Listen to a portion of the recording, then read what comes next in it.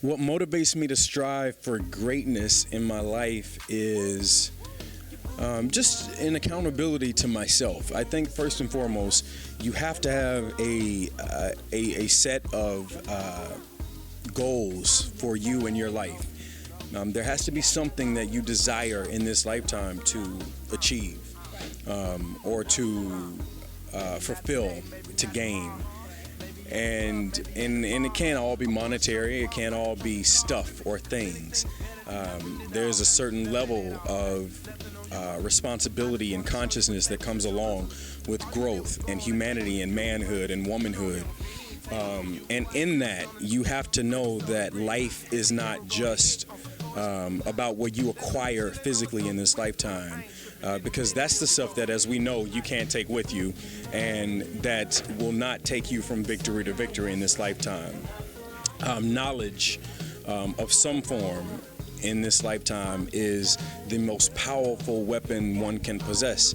It is the thing that allows you to evolve past this place in this lifetime, this earth, and take you and transition you into heaven or wherever you transition to past this physical state. So what I use to help me aspire to greatness is my own personal goals in this lifetime to be the best man I can be, the best human being I can possibly be on this life, in this lifetime. And it's really hard, it's not easy, but that is what motivates me every single day. I'm not motivated by money, I'm not motivated by success in the worldly success. I am motivated by success of my mindset of being healthy mentally and healthy physically, and seeing things past what the normal is, living and residing in a spiritual realm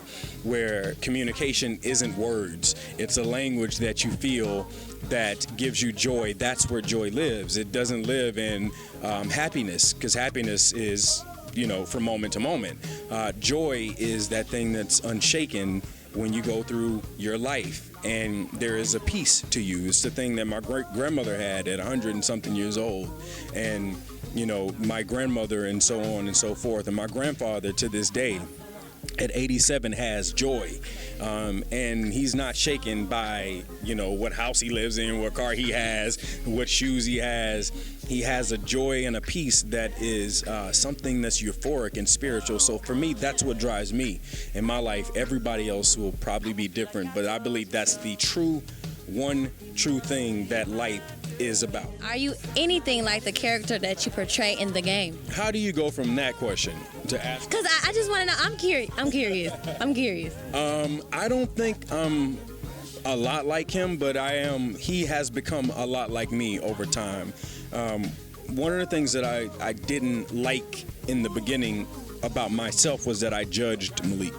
I did not like playing him. I did not like who he was. I didn't like him as a person. I'm like, I would not be around this dude. Right. He couldn't be a friend of mine. Right. And so now in my life, I understand and appreciate him more, and I've learned to judge him less, and learn that I'm judgmental in life because I judged him. It opened up a whole new realm of consciousness for me in the way I deal with people. And so I'm more compassionate to the character that I played, and I've learned not to judge my characters and try to embody them, faults and all. Right. Last question. So what's next for you? What's next for me is whatever God has for me. Right.